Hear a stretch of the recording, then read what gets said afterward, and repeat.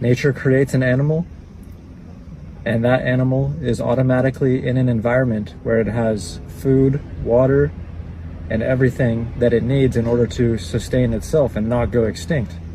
This is how it's always been. This is how it will always be. And we are no different. Somehow we think that we're separate from nature, but we're not.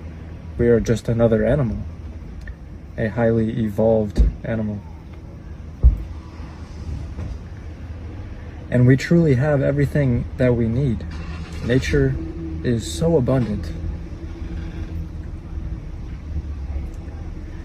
And when you live in alignment with nature, when you choose to honor nature, then nature will honor you, right? When you choose life, life will choose you. When you love nature and life and everything, then you will feel that love return to you.